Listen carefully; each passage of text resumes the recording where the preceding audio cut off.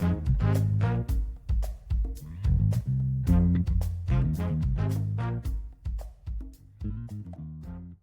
the Never Too Early Fantasy Football Podcast, where it is never too early for fantasy football.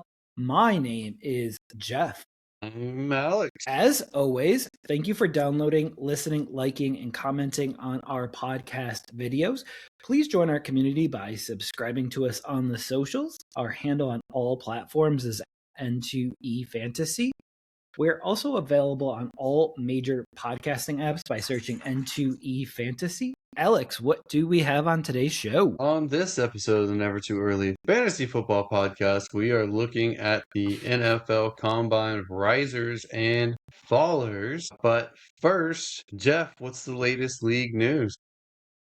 So, the NFL officially announced its 2026 salary cap, and it is a $22 million increase from 2025, and it is $300.1 million. So, I know you and I play in a league where salary cap is your cap of your team. In an RSO league or another league like that, that is really important. But this is going to give teams some ample room in the NFL to be able to sign players and bring back some of their own players. Yeah, I thought it was going to be a little bit higher than this, but it's still fine. There are teams that are still over the cap and are going to have to work some stuff out. Absolutely. All right. We have some international news. We have the Jaguars playing what appears to be a home and away in London back-to-back weeks in 2026. We don't know exactly when it'll be, but good for the Jaguars for doing this. And I think it really does help to get acclimated over there for a whole week, and it'll be a advantage for them. I'm starting to not like the international games for competitive purposes, but it is nice to have an extra long day of football to watch. But we have a whole slew of international stuff going on this year. Absolutely. Commanders also visiting. Sounds like they'll be a home team because the NFC, I think, has the extra game this year. So it's really hard to figure out who the home and who the away teams are just yet. That's my assessment there. And when I think about it, like the Jaguars just automatically play a home game over there every year. It's not the AFC, NFC swap. And we finally have a official word on Cliff Kingsbury's role with the Rams, and he is going to be assistant to the head coach. It's an office reference. He's actually the assistant head coach. And to the regional head.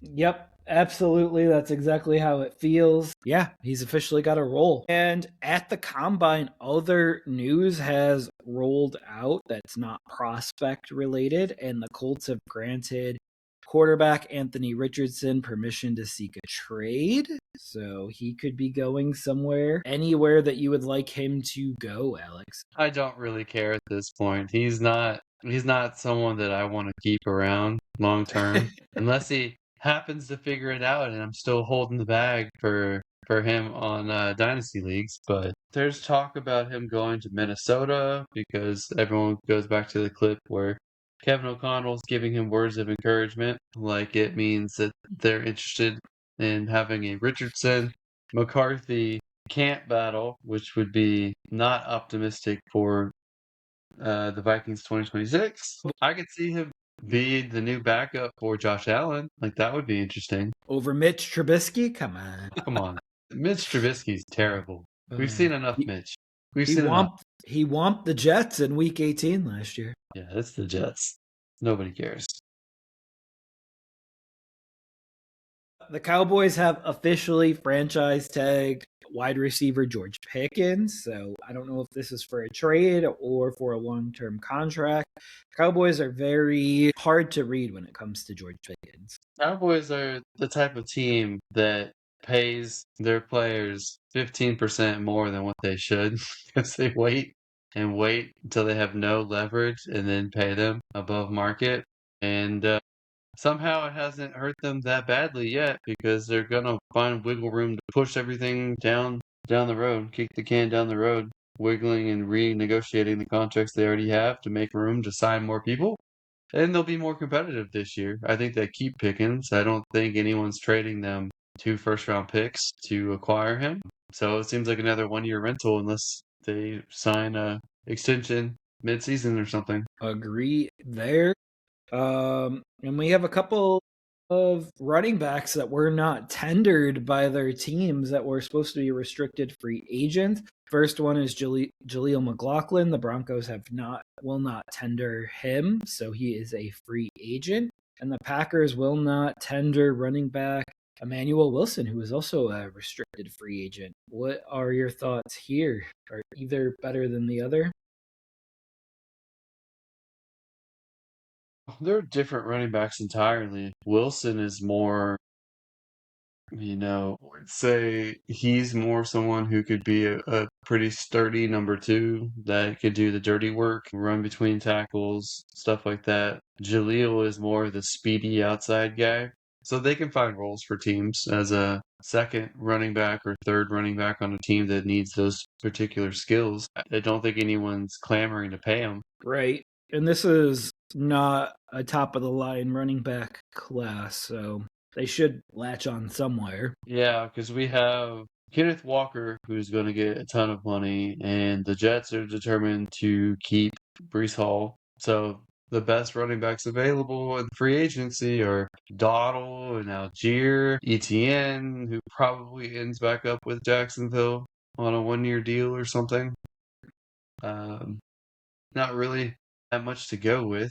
I know Adam Jones was released or is going to be released at the start of the league year. And Yeah. news today is the Texans traded a fourth, a seventh, and Juice Scruggs to get David Montgomery, which I think I like David Montgomery. He's almost 29 though, so I don't like that aspect. And it seems like a 1 year rental with a team option for another year basically is how I look at it. And I wish that they just signed Tyler Algier or something in free agency. They didn't want to pay him. But I will say at 29 years old, this might be a trade that does not look good long term for a fourth round pick. Obviously, it depends who they pick in the fourth round and what that turns out to be. But I think they gave up quite a bit for an aging running back. And it's interesting because they traded Titus Howard, who is, depending on how you look at him, a right tackle or right guard, for a high fifth-round pick, and then they traded a fourth and a seventh and a player to Detroit for Montgomery. I don't know why they wouldn't have just traded Titus Howard and Scruggs straight up to Detroit for Montgomery. I feel like they might have taken that. Right? But yeah, here we are. But I do like the fantasy trade news coming down early. Obviously, this is not an official trade. Things could change between now and the league year opening next week. So just a heads up.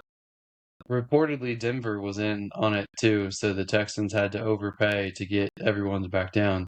Which at this point, let Denver have him. I'd let Denver have him and get a younger running back. I I'd think rather, this is. Yeah, go ahead. I would rather trade 2/3 for Achan than I would a fourth, seventh, and a player for Montgomery. Absolutely. You think you're getting Achan for 2/3? Well, Man. I would say, how about a future second and a third this year? Yeah, probably more realistic. But what I was saying is if Denver and Houston were in on running backs this year, veteran running backs, may not speak so well for Harvey and for Marks, rookie running backs from last year. So just something to keep in. Yeah, I'm not big on Harvey after this year, and I thought Marks 2025 was better than I expected. I just don't think he's a lead back guy. So this hasn't moved the needle for me with Marks at all because I've already had Marks as a complimentary back, not a lead guy going into 2026. So Yeah, I think it hurts Harvey for people the most.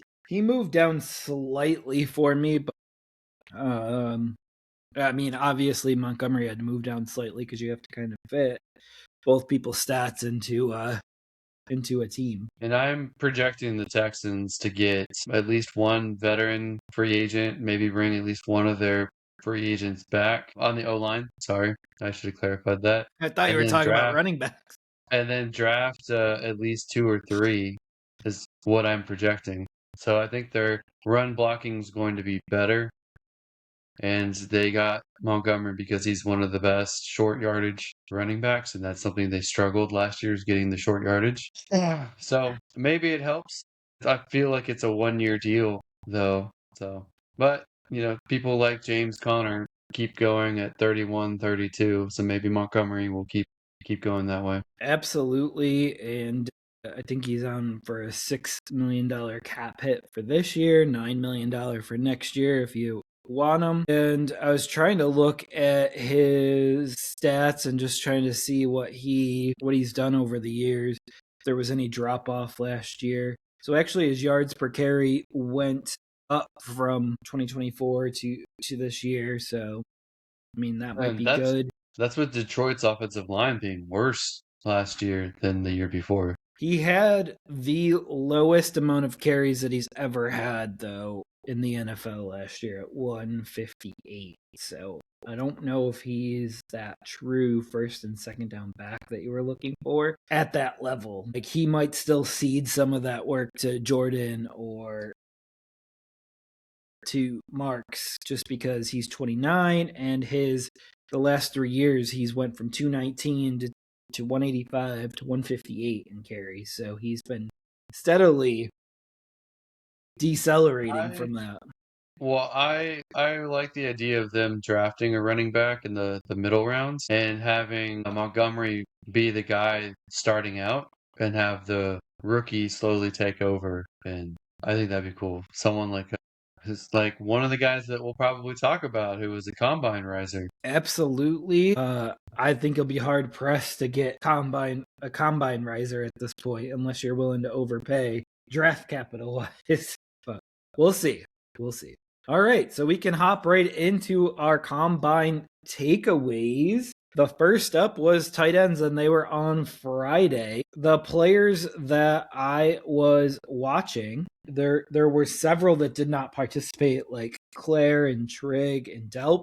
They just didn't participate, which is kind of crazy to me because the tight ends aren't well known in this class, and this could have really helped at least drive up their name stock to the common fan as well as NFL GMs, at least get them on the radar.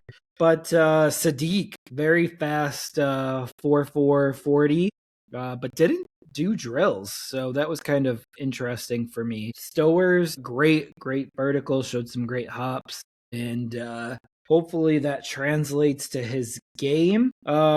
Endry was a little bit slower than I thought with a 4.68, which isn't super bad for a tight end, but also didn't do drills, so I don't think he really helped himself there. My risers were Sadiq with his quickness, Stowers with his vertical, Ireland with his fast 4.25 or 4.52 40, and then blocking was not very good for him, so that was like a negative for him. Kanak was fast with a 4.53, and then also looked good in all the drills. Some of my fallers were injuries because he didn't do the drills, and then Gillenborg with the drops. Alex, was there anyone that I missed or anyone that you disagree with? Disagree with everything you say ever at all times. Okay, fair enough. Seeing those notes show up.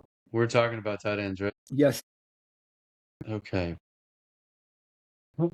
I was surprised with Kenyon Sadiq showing up the way that he did because I didn't see on film him running a 4.39 whenever I see him play, and he was the primary receiving option for Oregon, and he did not put up amazing stats. Like he had some highlight plays where he leapt over people or had a crazy catch, but nothing really stood out to me that generated as much fandom as he's had out there. But he had exceptional athletic testing, so at least he has a high upside. Stowers blew my mind with his testing, with breaking so many historical records here at the combine. No one else at the tight end position really stood out that much to me, and I'll obviously keep sifting through this as we go, and especially when I put my prospects together, I'll make a note of it there too. But I don't know if to me, if it was just that these guys tested so well that everyone else looks pedestrian, or if there's just not outside the top three guys, and Claire is the third guy, but I don't think Claire really tested at all. Those are the top three guys, and I feel after the combine, I feel better about their upside more than I did last episode. Because last episode I wasn't too big on tight end class. I at least like those three, and I'll see if I can sift through more. But you were saying Gillenberg did not look good, and I agree that he did not look good on those drills. I still like Tanner Kozel from Houston.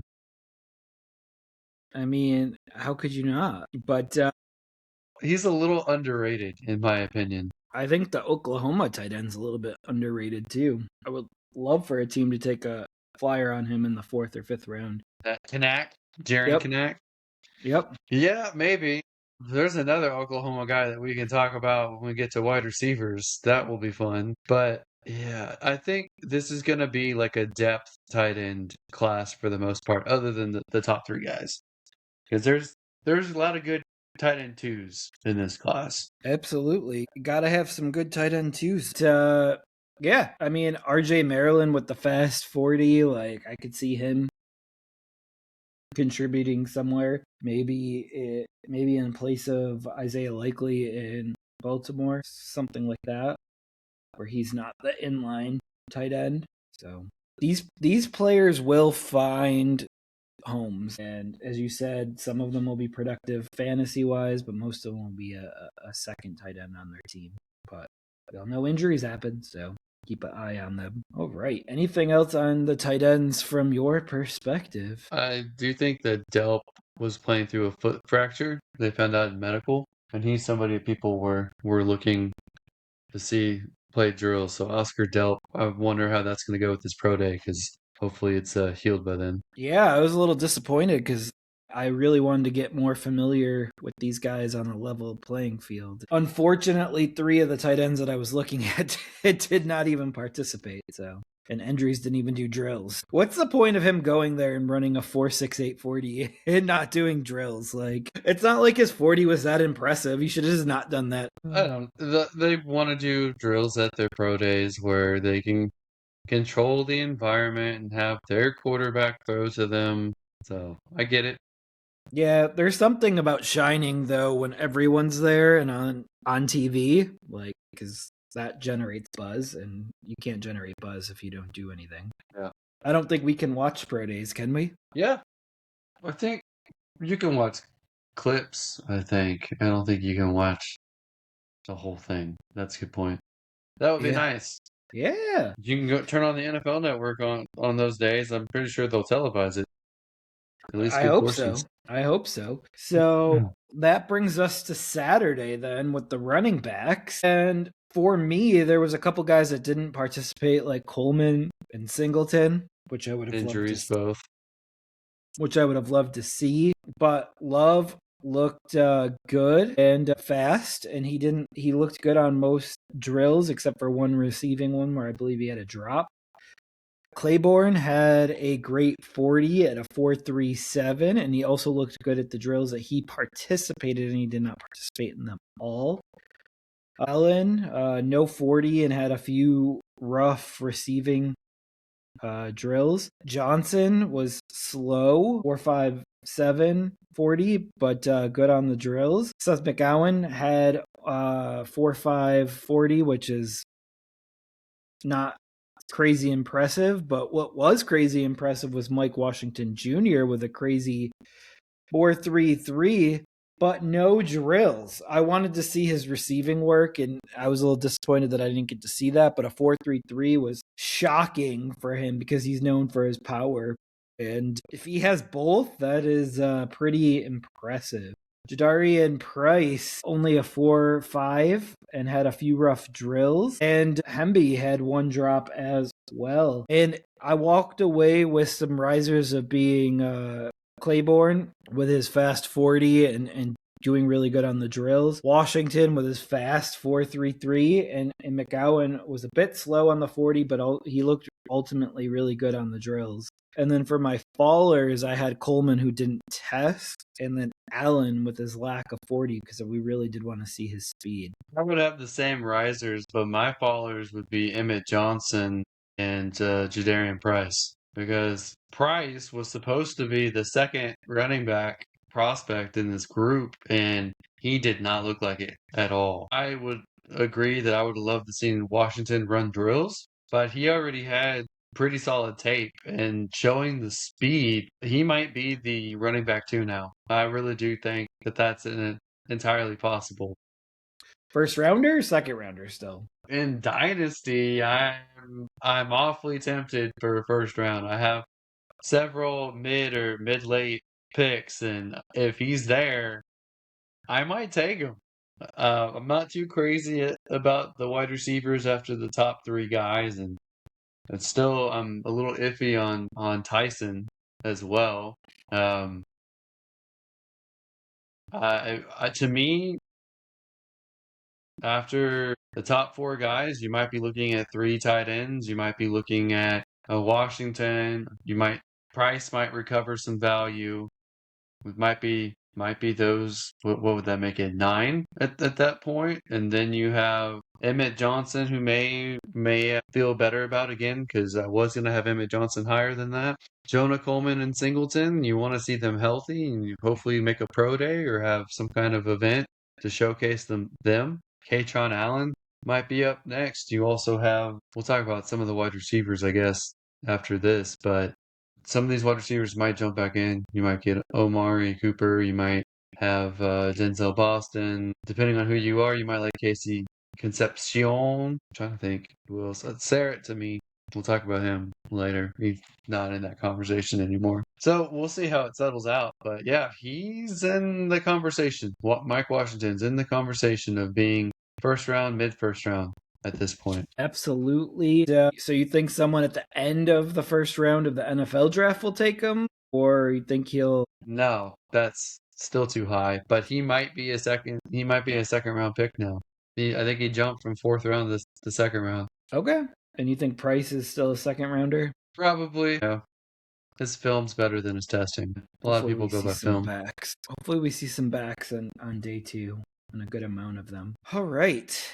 You ready to hop over to the quarterbacks, or you got anything that you want to add to the running backs here? I mean, I was a little surprised. Damon Claiborne, Wake Forest, had such a great 40 time. He's a smaller back. He's like 188, maybe. But we have seen recently a couple running backs that size have success in the NFL. Won't hold it against him. He's primarily been a change of pace guy, so we'll see. His upside metric, he's not going to be close to Achane, but that is his upside metric. So that would be nice. Outside of that, Jeremiah Love was faster than I expected him to be as well. So because I saw all the Jahmyr Gibbs comparisons, I'm like, I don't think he runs exactly like Jahmyr Gibbs. I don't really see that. And then he ran a really fast 40. I'm like, okay, maybe the Gibbs comparison is okay.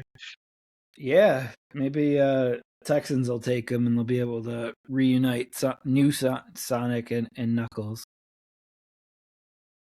I don't think he's gonna make it down there. It sounds like he's gonna go top 10. Yeah. Maybe top 5. Oh, you ready to go? Man, dude, the Titans could take him at 4. We'll see. I don't think any of those teams are in a good spot to take a running back up there, but we had this conversation last year. I mean, the Raiders did it. The Raiders did it at 6. And that worked out so well so far. Wow. There's so many good athletic testers on the defensive side. I feel like you have to go there while they're still there and then think about it later. Yeah.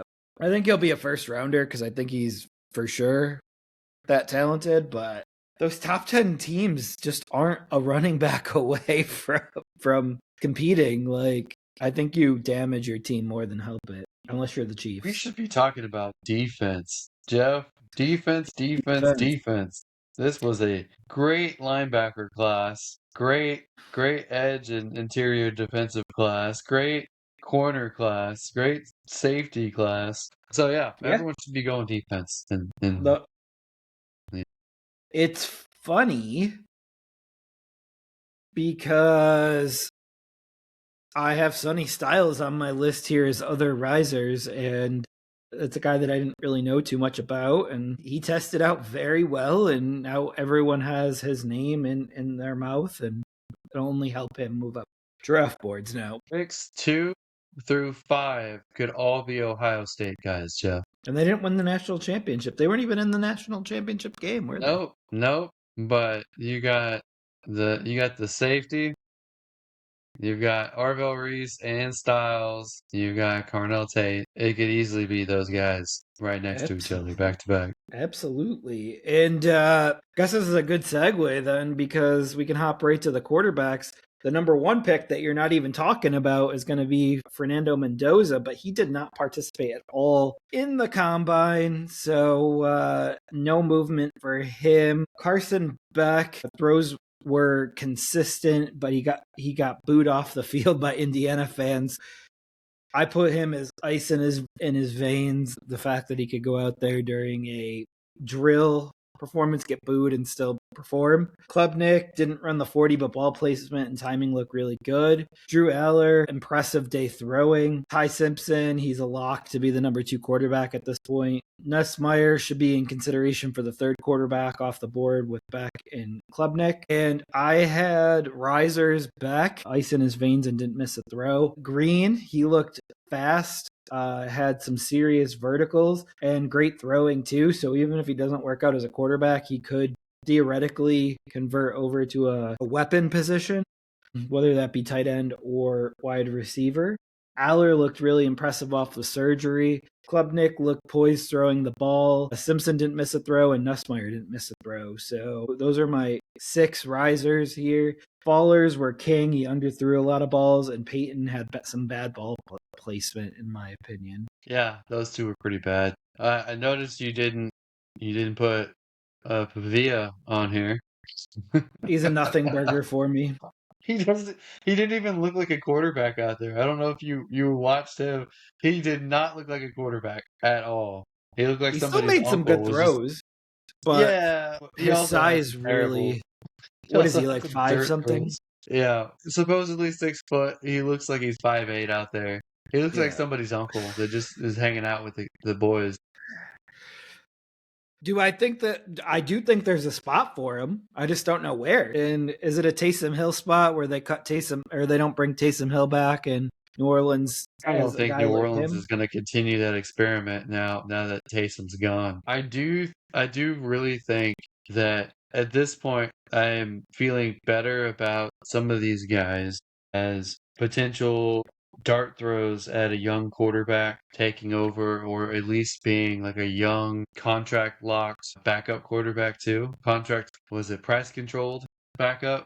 So Beck is on the older side, but he's played in some high pressure games and he's been in 2 different systems now. So he's had success with both of them. I wouldn't really trust him to be a full time or long term starter, but he could be a spot start guy. Maybe he develops more in the right circumstances. LR has a lot of upside, but hasn't put it together yet. And then had injury plagued 2025, serious injury. Klubnik was dealing with a nagging injury that affected his throwing, so it wasn't as good. No, sorry, that's Nussmeier. Nussmeier had the nagging injury, so he wasn't as good and No, plays in the Malik. SEC. Klubnik, ACC, did not look good 2025, but had excellent 2024. I agree with you. He looks good in the drills. Nussmeier looked good in the drills. Simpson looked a little raw to me in the drills. Like he looked reasonably good for playing with throwing to wide receivers that weren't his guys. So grading the curve for that looked pretty good. I do have some concerns about consistency for him and starting off good in the NFL with only 1 year being a full-time starter. I would be concerned to take him in the first round, but if you have a good starter already on your roster, I wouldn't mind drafting him to groom him in the wings. So a team like the Rams is really the perfect situation for him to eventually take over for Stafford. And Uh, anyone that wants him to start right away is a severe risk to me. Yeah, and I think there's at least three quarterbacks that could be quality backups, if not NFL starters, other than Simpson and Mendoza that we were talking about. So it I would love to see Carolina take a shot on Nussmeier or Klubnik or Eller behind Bryce Young because there is rumors out there that they're considering trading Andy Dalton, and in order to do that, you would have to bring in somebody else. So just so that's my thought process there. Yeah, for me, Green is another Anthony Richardson and another Milton and another really fast, athletic quarterback who's wildly inaccurate. So even though he tested well, my good for you, but you're not playing quarterback in the NFL. I mean, Lamar heard it for a while too. I hope that whatever Josh Allen did, he can follow that path. As I've always said, there's only one Josh Allen in the world. When you were trying to pump Anthony Richardson down that path, Green is not even the prospect that Lamar was entering the league. Lamar, I thought had a good chance of being a mobile quarterback. I did think that, he ran more often than he threw. He's kind of changed that up the last 2 years, even though he's gotten injured. But Green is just wildly inaccurate. Makes Anthony Richardson look like he should still be starting in the NFL in comparison. But he's even more athletic than Anthony Richardson. Maybe the Vikings will trade for Richardson and draft Green and just run a two quarterback system. I don't think Kevin O'Connell wants the super athletic guys. I feel like he likes the pocket quarterbacks. Those are the ones he's had success with. Fair enough. The whole talk about Kevin O'Connell trading for Richardson, trading for Kyler Murray makes zero sense to me. I don't know why it's being thrown out there. I would die of a heart attack if he got either quarterback. We will see. Like, we got another week and a half, and we'll see here. But any other quarterback thoughts that you had from Saturday? Yeah, this North Dakota State University quarterback I thought was wildly overrated. I think it's Peyton, right? Everyone was starting to talk about him as maybe a top 5 quarterback option this go around. I'm like, as a rushing quarterback, yes. As a throwing quarterback, no. I don't see it. Yep. And he was a lefty too, which does affect play action. It affected a lot of his drills being a left-handed quarterback. Yeah. So interestingly enough, another Boomer Esiason. All right, let's hit wide receivers, and you saved probably the best group for last. I did, but they tested with the quarterbacks last from what I watched, and then I'll let you get into any offensive linemen or defensive players that you want to talk about after this. But what I was looking for from Tate was he had a slower than projected in the 40 time. I was looking for a 4.4. He was a little bit slower than that. Tyson didn't participate. Lemon looked good. Boston had some drop issues. Concepcion didn't run the 40, and I would have liked to see him run the 40. Branch, one of the top 40 times. Cooper didn't participate in the drills, which was a little concerning for me. Fields, slow 40 and a drop, which was uncharacteristic. So be interesting to see what happens there. Chris Bell didn't participate. And Jacoby Lane, tall and fast for his size. He did well on the drills, but he had to redo one of them. At the end of the day, my risers were Benson because he was fast and had good hands. Bench had a great 40. Same thing with Burke, Caldwell, Thompson, Thomas, and Trey Lance's brother. The top 40 went to Thompson, 4.26, and that's going to rise him up draft boards. Even if he's not a great receiver, that's a great kick returner. That's a great that'll make him move up the boards. My fallers were Boston because his hands weren't as good as I expected them to be. Had a couple of drops. Fields was slow and had some drops. And Cooper, no drills. Yeah, you have a lot of risers here. They were very fast and very athletic. I am not a Branch person. I'm a little mixed on Jacoby Lane. I think Jacoby Lane could be pretty good. I'm not a Casey Concepcion person, so the 40 time doesn't really affect me at all. I want to make sure that he doesn't drop the ball more than anything. So that's what I'm concerned with. I'm a little disappointed with Denzel Boston because he's someone I liked a little bit more. And I don't like seeing the drops. Hopefully, pro day he looks better and got to thoroughly go over his film to make sure that's not been a long-term problem for him in college. Makai Lemon, his interview turned me off him. Like, that was the creepiest interview out of anything I've ever seen. And I'm like, does this guy have off the field issues now? All these USC guys seem to have off the field issues, except for, Amon-Ra St. Brown and maybe one or two more guys, but didn't like that. Jordan Tyson, his injury issues kind of scaring me. Carnell Tate, though his 40 time was slow compared to what other people thought it was going to be. I didn't really think it was going to be super fast, and I don't need it to be. He's the best overall wide receiver in this draft class and has the fewest red flags. If the 40 time is something you're going to nitpick over, then I will gladly scoop up Carnell Tate.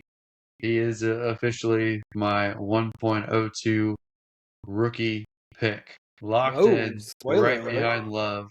So, and I may move down Makai Lemon and Tyson based off of concerns that I have with them. Although Makai probably sticks around despite the weird energy. I do think Burks is one of the guys I am most likely to raise up my board off of his testing because he is a freak of nature and super fast, and I think he can be better as a pro than he was in college. I'm not moving Amari Cooper down. I might even move Amari Cooper up because I didn't realize he was a 4.4 wide receiver based off of his college film, and I think he's a very versatile guy. And he might go into a beautiful situation with San Francisco and be the Batman to Ricky Pearsall for them and be in the Shanahan system. So he might be my wide receiver 4 at this point, even with not running drills. Yeah, we'll see. I will say that it does feel like Burks and Lance performed a lot the same in drills, so it's gonna come down to their hands and their development as a pass catcher in the NFL. Yeah, I kind of am partial to bigger schools sometimes too, and Oklahoma is a bigger school than. Yeah, all equal though once you hit the NFL. Yeah, I would like to see Chris Bell be able to do something, but I think Chris Bell's injury timeline, he may not be able to have any drills before the draft. So he's going Could to it be be a undrafted? real late dart throw. Could it be an undrafted dart throw? He might still get drafted, but the medical stuff is concerning. I agree there. I definitely am very impressed with a lot of the testing this weekend, and a few guys that didn't test well, they should potentially even fall out of the being draftable area. So I'm thinking of more quarterbacks. Malachi Fields, he did not run fast enough for me. People were trying to throw him into the first round conversation. I never saw him as a first round wide receiver in the first place. I think he's firmly locked in the third round for me. There are other notable wide receivers that have tested that slow and ended up being good wide receivers. So I won't remove him from my board. To me, in rookie drafts, he's probably a third round too. Agreed. All right. Anything else on wide receivers? And then we can hop to the other positions that you watched as well. I think that's it. Right. Outside of fantasy positions, were there any standouts that you would like to talk about, Alex? Sonny Styles stole the show this weekend with the most insane testing that has ever occurred for a 6'5" ginormous dude. He had a 4.46 40 time. Yeah, at 6'5", he was 244 pounds and ran a 4.46. He had a 43 and a half foot vertical, which I think is tied for the third most ever. I think 11 foot 2-inch broad jump, great 3-cone, great 20-yard shuttle. His athleticism score off the charts. I think he could be any linebacker position. He could be an edge, and I think he's the number two player off the board. I think he's going to the Jets too after this. To be honest with you, he was already in the first round conversation. I was already looking at him in the middle of the first round to like the Cowboys or someone like that. And now I think he's number 2 over his teammate Arvel Reese, who tested well himself and looked fluid in drills, but he's not this. So I liked him. I don't know about you, Jeff. You must have because he's the only defensive player that you marked. I did. He kind of stole the show on day one, which is usually good and bad because people stop talking about you. But I don't really recall any offensive linemen from Sunday really shining that much. Yeah, I've not seen that in a while. And I don't know about you, but I think back to years ago in the draft when there was this linebacker named Curry that everyone was saying was the safest pick for the Seattle Seahawks to make. And he was a slow 2-down thumper. And he sucked and was out of the league, and he was drafted so high. These guys are so much more athletic now, I and know. they're gonna break the mold with linebackers being taken in the first round. This is an odd year for positional value. Can definitely thank some sports science on that. Yeah.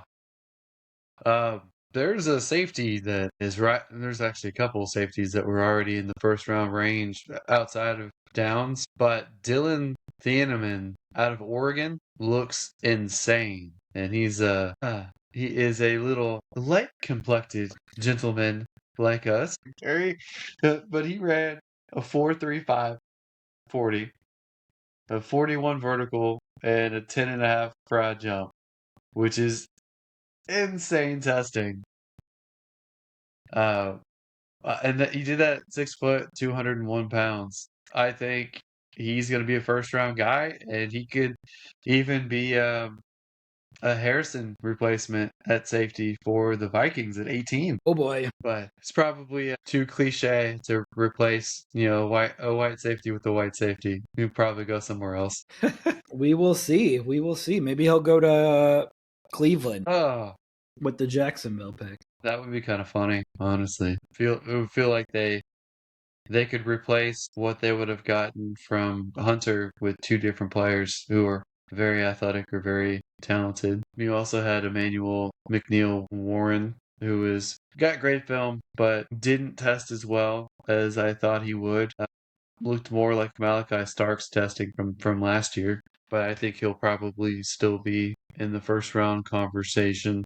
But I like some of these offensive linemen. Emmanuel Pregnog out of Oregon. He did good enough for me to solidify where he's going to be going, probably top of the second round. Monroe Freeling, tackle that people are starting to like, did good enough. And drills as well. Jeff, you didn't watch any of the big boys? Not very much, a little bit. Everyone's talking about Jennings Dunker, the offensive lineman out of Iowa.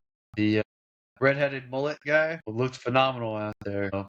I like this class for offensive linemen. So I really hope guys that really need someone are able to grab one. All of the tackles to me did good enough to stay first or second round where they're already projected. So that's good. Caleb Lomu did pretty well. And Caleb Lomu is a left tackle. Spencer Ponder is a right tackle. Sometimes it doesn't matter at the pro level. You switch depending on need. Max looked really good too.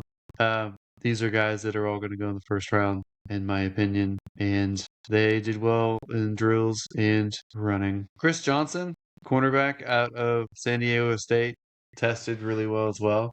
And he's a good run defender. So now we know he can cover because he's fast enough to. And I think Colton Hood might be a borderline first round pick still. Testing with the 4.44 40. He's a Tennessee cornerback, and he's someone that the Rams are supposedly targeting at the bottom part of the first round. I don't know. Is there anything else that you want me to talk about, Jeff? No, I feel like this was a much more conversational 3 years of doing the combine. So I actually sat down with a pen and a piece of paper and was in front of the TV, even making the family watch some of it. I will say, for defensive tackle, I really liked Lee Hunter film, but Lee Hunter, the defensive tackle out of Texas Tech, had a really bad combine. And I think he's now no longer a first round pick, and he might slide to second or third round because he had terrible testing. Whereas Caleb Banks out of Florida had really good measurables, and I think he improved his case because he had bad production but good athletic testing. So that's something I thought was interesting in the draft. So that might change how I do my mocks. I know that's kind of what's coming up next. Like next week, we're going to be talking about free agency recap. We might only have the free agency frenzy period or the legal tampering period during that time, and then we'll have a second recap of the second wave of free agency, and then we hop right into your top rookies at each position, and then we go into a mock draft after that. So we are firmly in NFL draft, dynasty draft watch right now. And then before you know it, within 2 months, the schedule will be here and we'll do a first run at the standings. So, already kicking up into gear. Never too early for next year. That's right. Never too early. And on that note, that does it for this episode of the Never Too Early Fantasy Football Podcast. Thank you all for downloading or listening to this episode, and please don't forget to like and subscribe. Please leave us a comment and share the show. Every little bit helps. You can find us on all podcasting apps by searching N2E Fantasy, and with our handle N2E Fantasy on all social media platforms. Please join our community and give us a follow. Until next time, take care of yourselves, and remember, it's truly never too early for fantasy football. Thank you again. Bye, everybody.